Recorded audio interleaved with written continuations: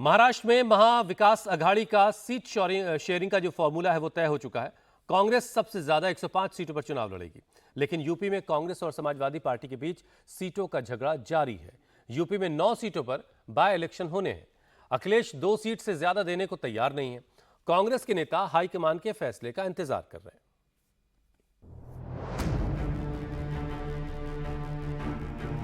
अखिलेश यादव ने अपनी पार्टी के 7 उम्मीदवारों के नामों का ऐलान कर दिया है। सिर्फ 2 सीटें गाजियाबाद सदर और खैर सीट कांग्रेस के लिए छोड़ी है, लेकिन कांग्रेस 9 में से 5 सीटों पर दावेदारी कर रही है। अखिलेश यादव इस सवाल का खुलकर जवाब नहीं दे रहे हैं।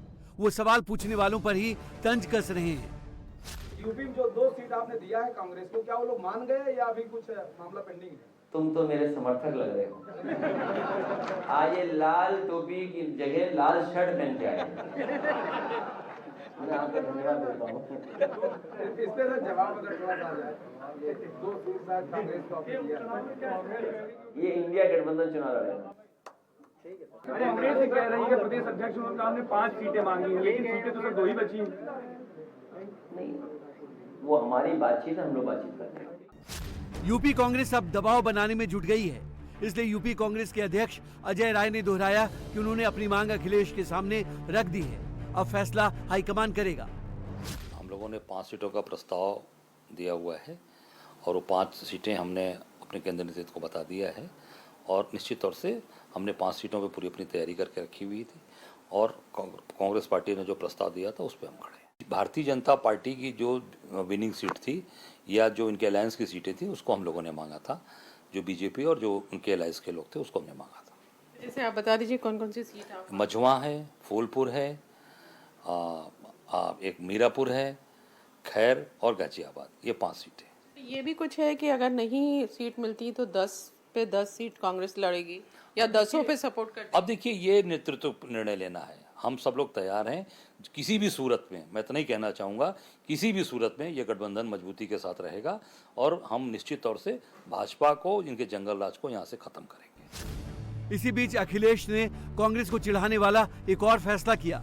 मध्य प्रदेश की 2 सीटें बुधनी और विजयपुर में भी बाई इलेक्शन होने हैं। अखिलेश यादव ने कांग्रेस से इनमें से 1 सीट मांगी थी, लेकिन कांग्रेस ने दोनों सीटों पर उम्मीदवारों के नामों का ऐलान कर दिया। तो अखिलेश ने बुधनी सीट से अर्जुन आर्या को समाजवादी पार्टी का टिकट दे दिया। अर्जुन आर्या सोमवार को ही कांग्रेस से इस्तीफा देकर समाजवादी पार्टी में शामिल हुए हैं। बुधनी सीट शिवराज सिंह चौहान के सांसद बनने के कारण खाली हुई है। गठबंधन कहीं की ईंट कहीं का रोड़ा है और इसलिए ये स्वाभाविक अलायंस थोड़ी है। ये तो कुछ स्वार्थी लोगों का गठबंधन है जो समान स्वार्थों के आधार पर इकट्ठा होते हैं। इनके बीच कोई सैद्धांतिक सहमति नहीं है, केवल एक ही रट, मोदी जी का विरोध, बीजेपी का विरोध। मोदी जी के विरोध में अंधे लोग देश की प्रगति और विकास को भी बाधित करते हैं, जन कल्याण के कामों पर भी उंगली उठाते हैं।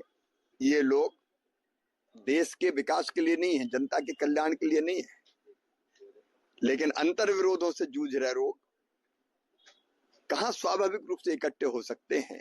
तो जिन लोगों में ना तो वैचारिक समानता है ना जनता का हित, वो तो ऐसे ही लड़ते भिड़ते रहेंगे। जनाधार का फॉर्मूला देखें तो यूपी में अखिलेश का फैसला सही है, तो एमपी में कांग्रेस ने वही फैसला किया जिसकी डिमांड है, लेकिन दावेदारी में कोई पीछे नहीं हटना चाहता।